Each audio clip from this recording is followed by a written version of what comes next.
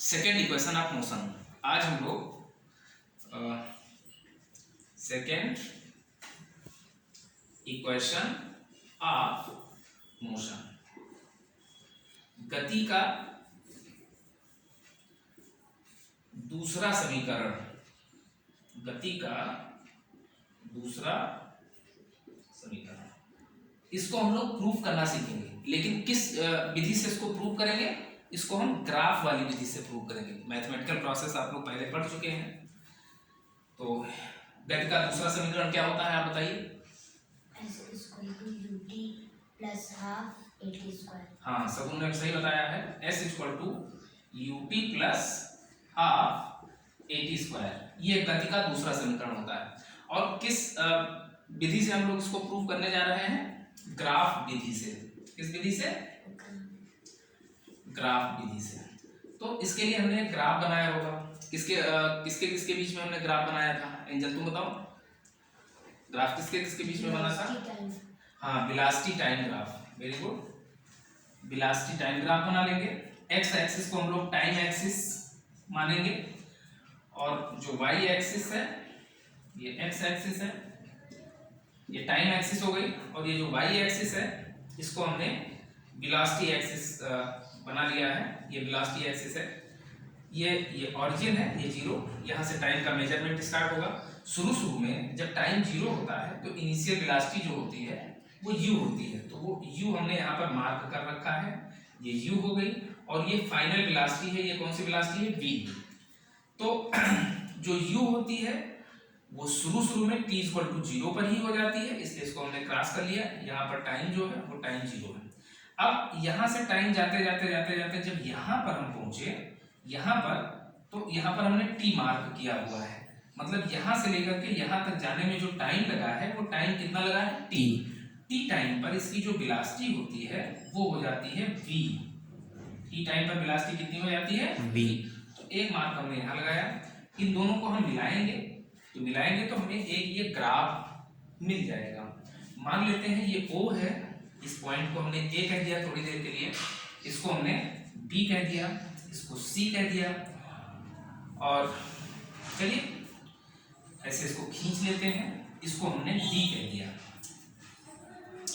अब हमें जो इक्वेशन प्रूफ करना है वो है S = UT plus half AT²। S एक तरीके से दूरी है। S क्या है? तो वेलोसिटी टाइम ग्राफ से जब कभी भी हमें दूरी निकालना होता है तो हम एरिया निकालते हैं। क्योंकि एरिया इसलिए निकालते हैं क्योंकि दूरी बराबर होता है चाल गुणे समय। तो अब ग्राफ के लिए तो ये लंबाई मान लेते हैं, तो ये चौड़ाई हो गया। तो लंबाई गुणे चौड़ाई, तो हमारे ग्राफ के लिए जो चाल गुणे समय है, चाल गुणे समय लंबाई गुणे चौड़ाई, चाल गुणे समय लंबाई गुणे चौड़ाई। तो चाल गुणे समय को हम दूरी बोलते हैं। तो इसलिए ये जो एरिया आएगा, ये एरिया क्या देगा? दूरी। तो डिस्टेंस निकालने के लिए ये हम एरिया निकाला करेंगे। और एक चीज और, जो इसमें एक्सेलरेशन आया है, त्वरण, तो त्वरण क्या होता है इस ग्राफ में? प्रवणता। Very good. त्वरण क्या होता है? प्रवणता। तो इसकी प्रवणता से हम त्वरण निकालेंगे। इसकी प्रवणता से त्वरण निकालेंगे। मतलब प्रवणता का मतलब क्या होता है कि ये जो ग्राफ है इसने एक्स एक्सिस से कितना एंगल बनाया है, मान लेते हैं थीटा, उसके टेंजेंट को, tan थीटा को हम क्या बोला करेंगे? प्रवणता। और वही प्रवणता क्या हो जाएगी? त्वरण। तो अब जो ग्राफ है कुछ मैटर इसमें मेंशन करेंगे हम लोग एग्जाम में। मैटर क्या मेंशन करेंगे? कोई मूविंग ऑब्जेक्ट है जिसके लिए हम लोग ग्राफ बनाने जा रहे हैं। तो ये मूविंग ऑब्जेक्ट हो गया। ये वही मूविंग ऑब्जेक्ट है, ऐसा नहीं कि ये दूसरी कार है, ये वही वाली कार है।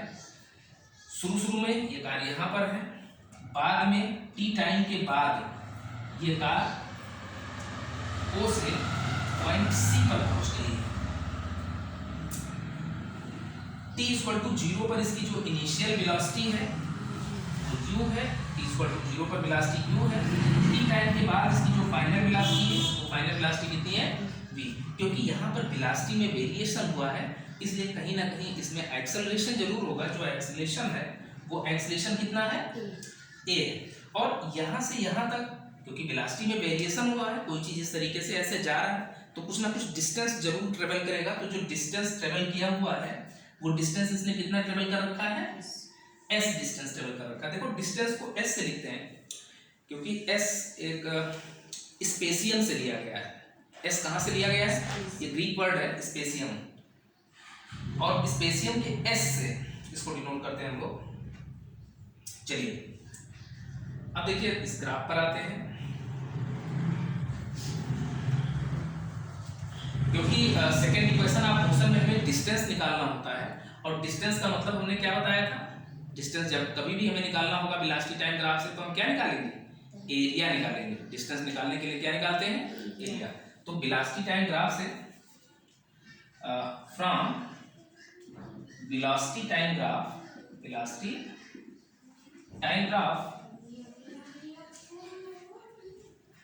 we have to find distance,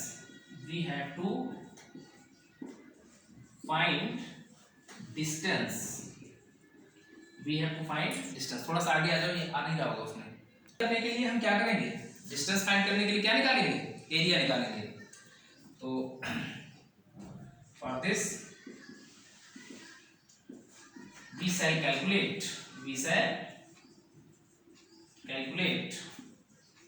area covered। और जो मेन ग्राफ है, वो मेन ग्राफ क्या है, AB, वेलोसिटी टाइम के बीच में जो मेन ग्राफ है वो क्या है, तो इस ग्राफ ने कितना एरिया कवर किया है, तो कितना एरिया कवर किया है, A, B, C और O। तो distance is equal to area covered. Distance को हमने s से लिखा है, और एरिया कवर्ड, कितना एरिया कवर हो रहा है, तो ये कितना एरिया कवर कर रहा है, A, B, C and O। Area A, B, C and O। जरा गौर कीजिए, ये जो area A, B, C, O आएगा वो दो चीजों का एरिया है। एक तो एरिया ये वाली ट्रायंगल का मान सकते हैं, और फिर उसके बाद ये नीचे एक रेक्टेंगल दिख रहा है, तो एरिया ऑफ ABCO का मतलब ये हो गया area of ABD plus area of ADCO,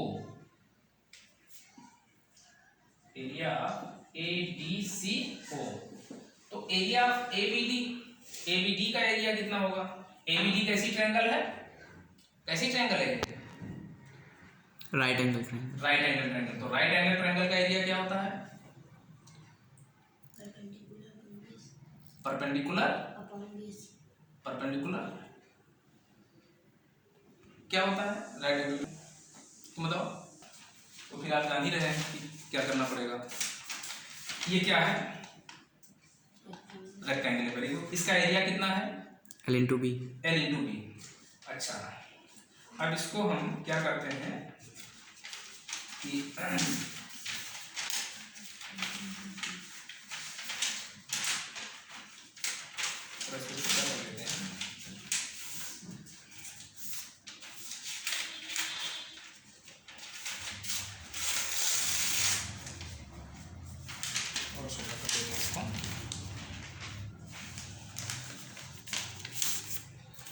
right angle triangle का एरिया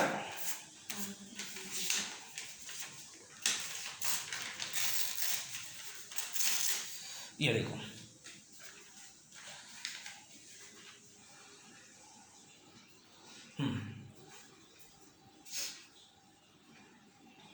इसका एरिया कितना होगा बेटा, L into B। ठीक है, वेरी गुड। तो L इसको मान लेते हैं, है ना, और B किसको मान लिया जाए, इसको L into B हो गया, राइट। ये रेक्टेंगल है, इसका एरिया इतना होगा। अच्छा, अगर हम इसके आधे पोर्शन को इस तरीके से करें, ऐसे ये, और ये वाला आधा हम भूल जाए, ये वाला आधा क्या करें, भूल जाए। तो अब हमारे पास ये क्या बचा हुआ है, ये कौन सा ट्रायंगल आपको दिख रहा है, राइट एंगल ट्रायंगल दिख रहा है। तो अब इसका एरिया कितना हो जाएगा, हाफ L into B, क्योंकि रेक्टेंगल का जस्ट हाफ तो होता है, राइट एंगल जो होता है वो रेक्टेंगल का क्या होता है, हाँ, ये बात और है।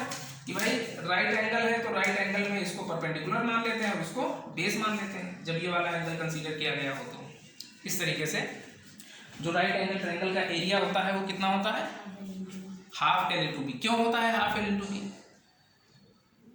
क्योंकि ये रेक्टेंगल का आधा होता है। क्योंकि ये रेक्टेंगल का आधा होता है। एग्जैक्टली ये रेक्टेंगल का आधा होता है।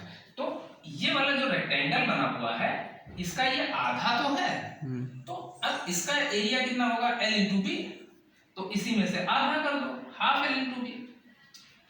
तो हाफ एल की जगह पर हम क्या लिखते हैं, एडी। क्या लिखते हैं, एडी। एडी। और बी की जगह पर हम क्या लिखते हैं, डी डी। भाई लेंथ और ब्रेड्थ, तो D D plus area of ADCO. Area of ADCO ये क्या है, एडीसीओ क्या है, रेक्टेंगल। रेक्टेंगल। इसका एरिया कितना होगा, L into B. L into B. Very good. तो एल इसका कितना ले लें, चलिए कोसी के लिए मान लेते हैं, कोसी इंटू बी कितना है इसका, ओए। इसका बी कितना है, वो ए। ओए। तो अब इसमें देखिए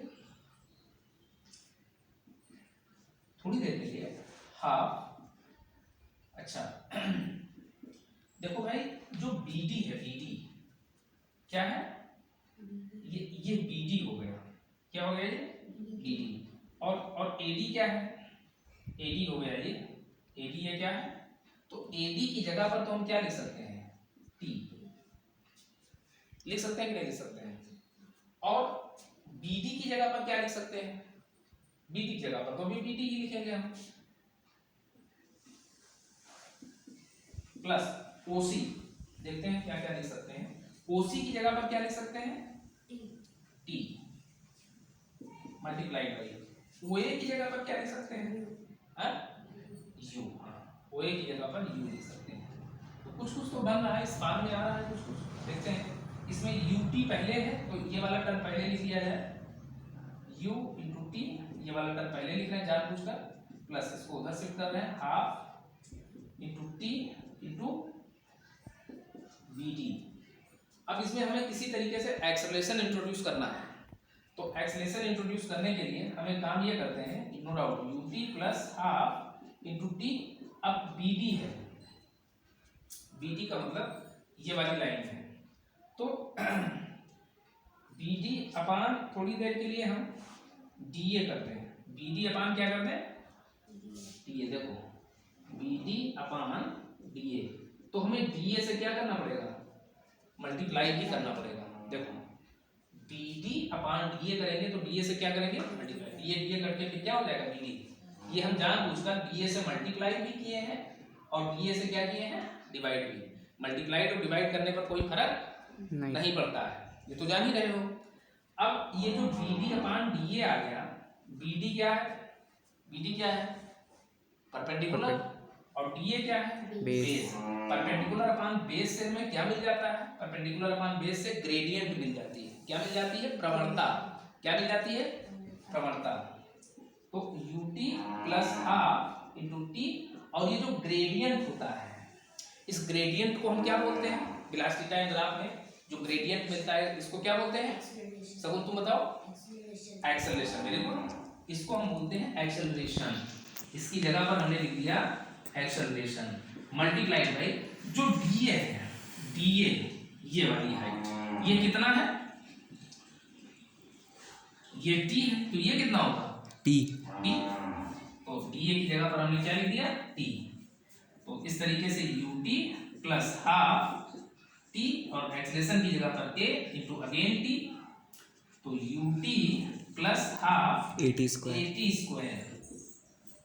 T और T का मल्टीप्लिकेशन T स्क्वायर। और डिस्टेंस को हम किससे लिखते हैं, स्पेसियम S। इस तरीके से S equal to UT plus half AT square, ये हम डिराइव कर ले गए। अब इसमें एक चीज ध्यान देने वाली बात है भाई, ध्यान देने वाली बात ये है कि ये जो सेकंड इक्वेशन ऑफ मोशन होता है, ये किसके किसके बीच में रिलेशनशिप होता है, S U T और A। ये चार क्वांटिटीज हैं, इन चार क्वांटिटीज में कोई तीन गिवन होगी। कितनी गिवन होगी, तीन, और चौथी हमें कैलकुलेट करना होगा।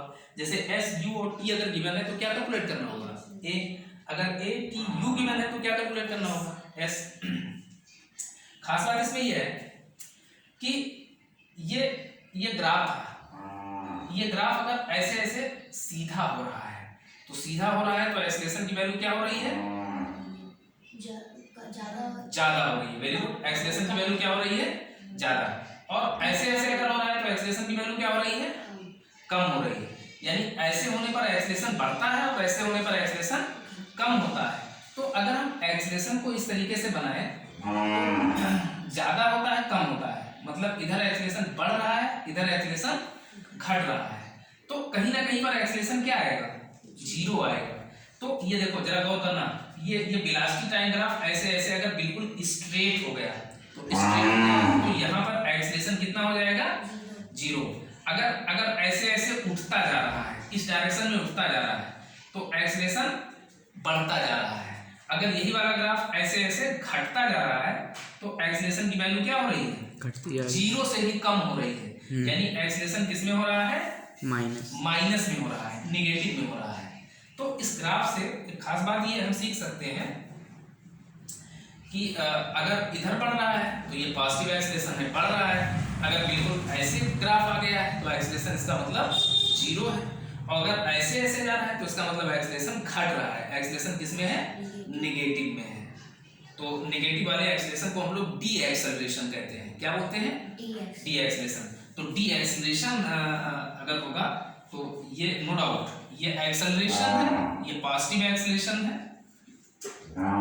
यहाँ पर एक्सेलरेशन कितना हो जाएगा, जीरो, और डी एक्सेलरेशन ऐसे बनेगा, डी एक्सेलरेशन वाला ग्राफ ऐसे बनेगा या ऐसे बनेगा। ये एक्सेलरेशन धीरे धीरे नेगेटिव में इंक्रीज कर रहा है। तो इसको समझ सकते हैं, ये वाई एक्सिस हो गया और ये कौन सा एक्सिस है, एक्स एक्सिस। तो जीरो एक्सेलरेशन, ये एक्सेलरेशन बढ़ रहा है और जैसे जैसे ग्राफ इधर जाएगा वैसे वैसे एक्सेलरेशन घट रहा होगा, अर्थात नेगेटिव एक्सेलरेशन होगा, डी एक्सेलरेशन होगा। तो जो लाइन ए बी है ये पॉजिटिव एक्सेलरेशन को एक्सप्रेस कर रही है, line A C zero acceleration को, line A B negative acceleration को, लाइन ए ई भी नेगेटिव एक्सेलरेशन को, लाइन ए एफ भी नेगेटिव एक्सेलरेशन को। तो ये सारी लाइन नेगेटिव एक्सेलरेशन को एक्सप्रेस कर रही है। इस तरीके से एक्सेलरेशन जो होता है वो तीन टाइप का हो गया। जीरो एक्सेलरेशन के लिए ग्राफ ऐसे बनेगा, पॉजिटिव एक्सेलरेशन के लिए ऐसे, और नेगेटिव एक्सेलरेशन के लिए इस तरीके से। इसको हम जान सकते हैं। चलिए इसको लिख लीजिए।